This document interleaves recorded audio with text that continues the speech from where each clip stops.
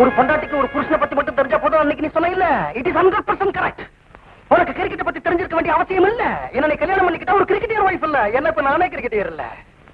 Test மேட்ச்ல டக்கு, ரஞ்சி டிராஃபில டக்கு, போன வாரம் நடந்த லீக் மேட்ச்லயும் டக்கு, முட்டை ஃபார்ம் போச்சு. என் பின்னாடி ஓடி வந்த ரசிகர்கள் இப்ப புது புது பசங்க பின்னாடி ஓடுறாங்க. பவுண்டரில இல்ல நான் கையாட்டினா காலாட்டினா விசிலடிச்சு ரசிப்பாங்க. ஆனா இப்ப சும்மா இருந்தாலும் ஆரஞ்சு பழத்தோட அடிக்கிறாங்க. அடுத்த கிரிக்கெட் டெஸ்ட் மேட்ச்ல என்ன டாப் பண்ண போறாங்களா செலக்டர்ஸ் பேசிக்கிறாங்க. How many centuries, how many wickets, how many century partnerships I have given to this country. Dirty fellows, bloody selectors. உங்களை பார்த்தோன்னே எனக்கு பிடிச்சது. ஆனா நீங்க தான் எனக்கு கிரிக்கெட் தெரியாதனால என்ன வேண்டான்னுட்டீங்க.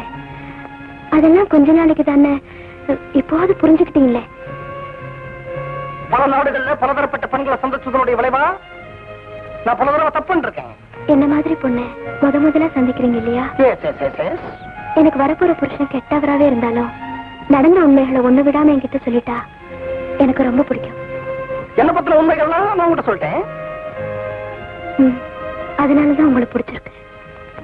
தாலி கட்டுறதுக்கு முன்னால நீங்க செஞ்ச தப்பெல்லாம் நீங்க எனக்கு செஞ்ச துரோகமா நான் நினைக்கிறேன். தாலி கட்டினதுக்கு அப்புறம் நீங்க நல்லவரா நடந்துகிட்டா அதுவே எனக்கு போதும். தேங்க்யூ. நீ மட்டும் என்ன உனக்கு தாலி கட்ட அனுமதிச்சா இன்னும் இருந்து நான் உனக்கு ரொம்ப நல்லவனா இருப்பேன். I like you.